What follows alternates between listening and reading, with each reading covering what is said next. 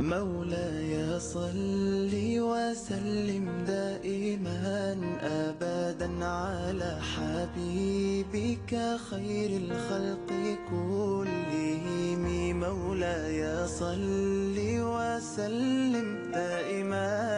أبدا على حبيبك خير الخلق كلهم. أعوذ بالله من الشيطان الرجيم. بسم الله الرحمن الرحيم، والصلاة والسلام على أشرف المرسلين سيدنا ومولانا أبا القاسم محمد وعلى آله طيبين الطاهرين. والسلام عليكم ورحمة الله تعالى وبركاته. mo kí gbogbo èèyàn ọmọ ìyá mi pátá tẹ̀ ń wo ètò wa, mo kí wa a kú iṣẹ́ náà, a kú àwárá náà ń ṣiṣẹ́ ọlọ́run náà, èyí náà tẹ̀sí ń wò náà ara iṣẹ́ náà ní kí ọlọ́run bá lè kí ọlá kó gba gbogbo ẹ̀ pátá ní ìbádà ní ọwọ́ wa ní àìnígbára wa lásìkò. alhamdulilayi rabbil alamin. ní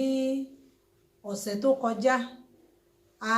bára wa sọ̀rọ̀ nípa tó ní ṣe pẹ̀lú obìnrin generally, a sọ àwọn ohun tí ó sì wù wá náà tá a máa sọ̀rọ̀ lé lórí ní lápapọ̀. so láì nígbàsíkò rárá, ohun tí ọ̀rọ̀ mi máa dálé lórí ní àkókò ìhun náà ni mo fẹ́ sọ̀rọ̀ nípa kí ni ìdá obìnrin gan-an, àsìn kí la fẹ́ pè ní kí ni wùjúdù obìnrin, kí ni bíbẹ obìnrin, torí ó dàbí ipa ara wọn kan tí a máa ń ṣì gbé síra wọn, ó sì wà lára àwọn àṣìlò nǹkan tó ń dá àìgbọ́ra ẹni yé àbí àìgbáyéyé àbí àìgbọ́ra wa gan yé. ti máa ń sọ̀rọ̀ bóyá àìgbọ́ra ẹni yé ó dá lé lórí àwọn obìnrin ní pàtó, pé tá a bá mọ kí ni dídá wa, ibo la ti ṣẹ̀ wá, tó dàbí pé ó wà lára nǹkan tó jẹ́ àṣìlò àbí main problem tí ayé tá à ń kọjú lé nìyí. ní ṣókí kí ni pàtó dídá obìnrin gan látinú Al-Qur'an Al-Karim ní fẹ́rẹ́. ibẹ̀ náà ni màá ti mú proof mi àti export mi wá pé obìnrin o, dídá tọ́lọ̀ ń dá wa kò sí àtọ̀ láàrin obìnrin àti ọkùnrin. ní ta bá ní bóyá wùjúdù ọmọ èèyàn ó kó obìnrin sínú, ó sì kó ọkùnrin náà sínú. gẹ́gẹ́ bó ṣe jẹ́ pé ta bá ń sọ̀rọ̀ ẹranko, ta bá ní ìdá ẹranko àbí ká ní ayé àwọn ẹranko, á rí wípé àti akọ àtabo àwọn ẹranko là ń rí fàásì, kì í yé kó bóyá wá ní rárá o, akọ ẹranko ìgbà báyìí la dá àbí báyìí la ṣe dá. so later àwa yọ abo ẹran, àwa yọ látara akọ ẹran. so kò rí bẹ́ẹ̀. kí ló dé tó fi wù mí kí n treat topic yìí náà ni wípé a ní àwọn ahadith tó pọ̀ tó dé bá wa tá a rí nínú ìwé lóríṣiríṣi tí wọ́n fi ń tọ́ka sí wípé obìnrin dídá wọn ayọ́ látara ìhà kan lára ọkùnrin ni. so ibẹ̀ lóbìnrin ti ṣẹ̀dá wá bákan. kò rí báyẹn. Al-Qur'an Al-Karim ó sọ̀rọ̀, ó sì ti yànnà náà fún wa ní gàbádáyà. kí ni Al-Qur'an Al-Karim sọ nípa dídá obìnrin? alákọ̀ọ́kọ́, tá a bá ń sọ̀rọ̀ obìnrin ọkùnrin, ìjẹ́yàtọ̀ wà lára ní àárín àwa méjèèjì nídìí dídá, kò sí yàtọ̀ kankan ní aspect pé bá a ṣe dá wa, kò sí yàtọ̀ kankan ní ara wa. kí ni èrí tarí fún? nínú súrà tó clear yìí mọ́ pé súrà àwọn àyà pọ̀ gan lóríṣiríṣi nínú Al-Qur'an Al-Karim tọ́lọ́run tó ń sọ̀rọ̀ fún wa ní bó ṣe dá ọmọ ẹ̀dá ènìyàn. pé báyìí a'udhu billahi minash shaitani rajim, tọ́lọ́run sọ fún wa wípé nínú Suratun Nisa àyà àkọ́kọ́ tí ń bẹ nínú Suratun Nisa náà ni Ọlọ́run ti ń ròyìn fún wa pé bismillahir rahmanir rahim ya ayyuhan nasu ittaqu rabbakum alladhi khalaqakum min nafsin wahida. ní bó ṣe bọ́lọ̀ ń ṣe mú wá nìyẹn. Ọlọ́run ò sì ní rárá o, mo pè yín ọkùnrin o, mo wá dá yín látara nafsi kan o. Ọlọ́run mo wá ní ó ní gbogbo èèyàn ọmọ èdè ènìyàn, òun pè wá pé ká ṣe ìpáyà òun látara wípé kí ni òun dá wa látara nafsun wahida, láti inú ẹ̀mí kan ṣoṣo lọ́lọ́run ọba ní òun ti dá wa, àti àwọn àlàyé tí ó tẹ̀lé àyà yìí. láwọn ọ̀nà bòmíì tá a bá tún ka nípa pé bí Ọlọ́run ṣe ní ìdá wa, bọ́lọ́run ṣe lóhun dá wa, Ọlọ́run ó kọ́kọ́ ròyìn ọmọ èdè ènìyàn kò lá páàtì méjìlá ní a ní páàtì kan tó ní í ṣe pẹ̀lú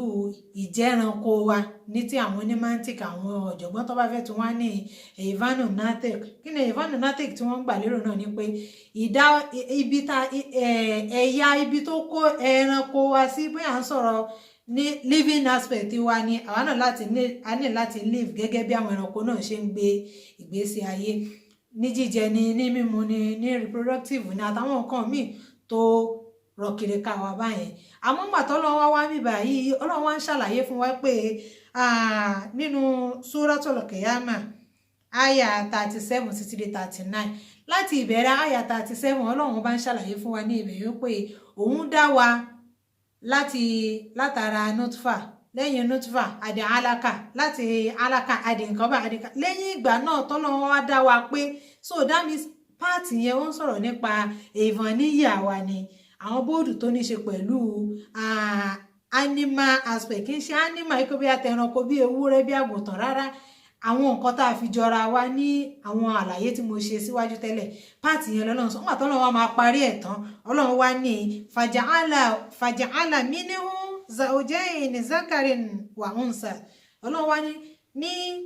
kó tó kan ibẹ̀ yẹn Ọlọ́run wá ń sọ fún wa pé nígbà tóun dá wa tán tóun kọ́kọ́ palẹ̀ mọ́ bọ́ọ̀dù tàbí yíyà bí ìvọ̀n níyà wa tán òun wá fẹ́ rúhù sí wa lára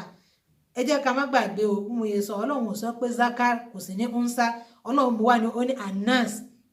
ní Ọlọ́run ọba àdékẹ́ọ́lá ló fi ròyìn wa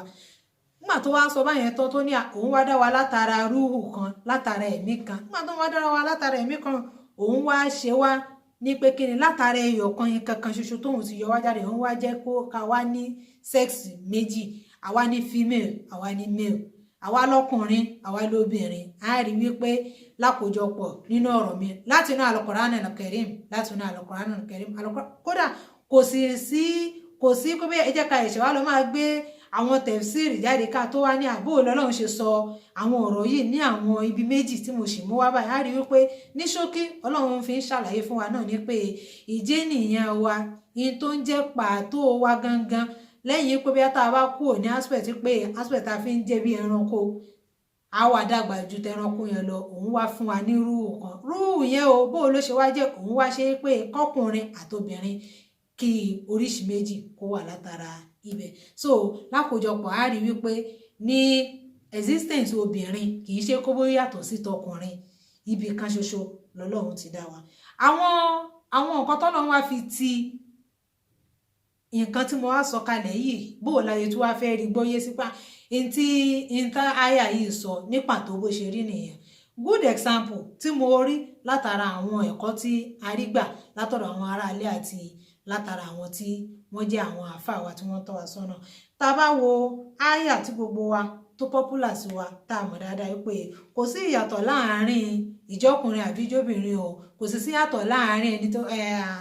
ọmọ ènìyàn àyàfi pẹ̀lú iṣẹ́ rere wa àti takuwa àyàfi pẹ̀lú iṣẹ́ rere wa àti takuwa bó láyà yẹn ṣe kà fún wa àyà yẹn sọ báyìí wípé ó ní bismillahir rahmanir rahim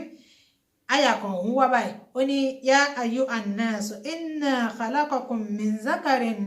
wa unsa wa ja'alnakum shu'uban tó ń tẹ̀lé lọ báyìí wa qaba'ila lita'arafu inna akramakum indallahi atqakum ẹni tó bá ṣe páyé òun ló fi ń dáa jùlọ lọ́dọ̀ òun so definitely a rí wípé tá a bá ń sọ̀rọ̀ kọ́ bí ọkùnrin obìnrin o in tó fi ń dáa jùlọ láàárín tọ́lọ́ ń dá number 1 ẹyọ kan ní méjèèjì lọ́dọ̀ Ọlọ́run ní tá a bá ní ká wò ó àmọ́ ó ní àwọn adaf tọ́lọ́ ń fẹ́ jẹ́ ká mú jáde látara wípé kí ló dé tó fi wá sọ wá dobìnrin kí ló dé tó fi ní káwọn kan máa jọ ọkùnrin á rí i pé nǹkan kan ń bẹ nídìí kìíní yẹn mi sì ní wọ ọ̀nà kí mi sì ní wọ láyìn bẹ̀yẹn àmọ́ ibi tá a ṣe ń sọ̀rọ̀ náà lórí ni pé ká mú ẹ̀rí wá tí ó tún máa fi rinlẹ̀ sí láti inú Al-Qur'an Al-Karim wípé ìdá ọkùnrin àti obìnrin látara nǹkan kan ni kì í ṣe pé bóyá ọ̀tọ̀ọ̀tọ̀ lọ́lọ́run dá wa àbí àdìtì tí àwọn Yahudi ìgbà yẹn tí wọ́n rọ táwọn mùsùlùmí ìgbà náà tọ́lẹ̀ bá wa gbé wá tó gbà kalẹ̀ sínú ìwé tán ní rárá ní bọ́lọ̀ ń ṣe dá wa náà ní pé wọ́n ní nígbà tó dọ́kùnrin tán ó wá yọ bí ẹ̀ha ara ẹ̀ kan níbi eegun ẹ̀ torí èmi ò gbá wọlé so òun náà ló mú mi tí mo fi ń sọ báyìí náà tàbá dẹ̀ bọ́ sọ́dọ̀ àwọn ọ̀jọ̀gbọ́n náà wọn ò gba tútù àdìsí yìí wọlé pé bá a ṣe wá dá obìnrin nìyẹn so Kùránì ti fi ó ti yànnà náà fún wa pé gbogbo ọmọ èdè ènìyàn o òun dá yín látara rúhù kan látara nafsi kan ni àtara nafsi yìí lòun ti wá ṣe yín ní ṣé ọkọ ní ẹni ṣàbò ní ẹni nítorí kíni Ádáfù tẹ̀lé ihun tí Ọlọ́run tó fi dé tó fi wá ní kíkanjábo kíkanjápọ̀ kí làwọn nǹkan tó wá jẹ́ àwọn Ádáfù àwọn nǹkan tó jẹ́ pé reasons tọ́lọ́run tó fi wá ní òun ò ní dá wa lóríṣi kan yàbádé òun wàá ṣe wá oríṣi méjì tẹ wá jẹ́ yìí kí ló dé tó fi rí bẹ́ẹ̀ insha Allah bi qudratillahi ta'ala a máa gbé ìyẹn yẹ̀wò ní ọ̀sẹ̀ tó ń bọ̀ a máa padà sọ̀rọ̀ àmọ́ kí n tó kó ọ̀rọ̀ mi kí n tó kó nílẹ̀ so a rí wípé conclusion gbogbo ọ̀rọ̀ mi yìí pátá òun náà ni wípé tá a bá ní ká wo real existence ọmọ èdè ènìyàn kì í ṣe ara wa tá à ń wò yìí ní skin wa yìí òun kọ́ ló máa determine in tí ó determine fún wa náà ni ẹ̀mí wa tá a dẹ̀ ń sọ yìí tá a bá tún padà wọnú ìmọ̀ yẹn lọ sí wọn ò jọ kán tún máa yé wa pé ẹ̀mí yìí mujarrad ni kì í ṣe kó bóyá nǹkan kan tó lákọ tó lábo ni ẹ̀mí yìí nǹkan tó mọ́ ni in tó sì mọ́ yìí òun náà dà gẹ́gẹ́ bí màláìka náà lé ní màláìka ọkùnrin màláìka obìnrin so òun ní lẹ́fù tí wọ́n gbé ẹ̀mí sí látara bẹ́ẹ̀ mò ń pe gbogbo àwọn obìnrin wa pátá pé ẹ jẹ́ ká ronú sí àwọn àyà yìí àyà tún pọ̀ lọ́nà nínú Suratu Saf àyà 71 ẹ jẹ́ àwò bó lọ́lọ́run ṣe gbé dídá ọmọ èdè ènìyàn kalẹ̀ ń bẹ̀ Ọlọ́run wọn bá ń sọ fún wa pé òun dá ẹ̀yin ọmọ èdè ènìyàn basharun òun dá ẹ̀yin ọmọ èdè ènìyàn òun dá yín látara ayẹ̀pẹ̀ Ọlọ́run wá nínú Suratul Hujurat àyà 29 Ọlọ́run tó wá ń sọ fún wa pé lẹ́yìn ìgbà tóun dá wa látara ayẹ̀pẹ̀ yẹn that means tẹ́ bá gbàgbé mo yẹ sọ pé Ọlọ́run kọ́kọ́ dá àwọn nǹkan tó ní ṣe pẹ̀lú this physical world táwa rí báyìí táwọn rò bóyá òun gangan ló fi ń jẹ́ ìjẹyàn òun gangan sì kọ́ ni ìjẹyàn òun gangan kọ́ ni pàtó èèyàn Ọlọ́run wá nínú Suratul Hujurat àyà 29 Ọlọ́run sọ fún wa pé lẹ́yìn ìgbà tóun dá wa tán o látara bẹ̀yẹn o òun wá dá ẹ̀mí òun wá fi ẹ̀mí sí wa lára nítorí látara ẹ̀mí yẹn Ọlọ́run wá ní nígbà náà faja'alahu nínú Suratul Qiyamah nígbẹ̀yìn àyà 39 Ọlọ́run wá ní òun wá ṣe pé kí ọkùnrin kóbìnrin kí wọ́n jáde látara ẹ̀mí yìí so ní ṣókí a rí wípé ní dídá wa ibì kan ṣoṣo láti ṣe wá àtọkùnrin àtobìnrin kí wá ló dé tọ́lọ́run fi wá ṣe wá ní akọ abo insha Allah bi qudratillahi ta'ala a máa padà gbé yẹ̀wò ní ìjókòó wa míì tó bá tún ń bọ̀ pẹ̀lú ògbó Ọlọ́run kí ọba wa lẹ́kẹ́ọ́lá kó fún wa ní ìyọ̀ǹda di ìgbà náà lọ wassalamu alaikum wa rahmatullahi ta'ala wa barakatuh. Ya Nabi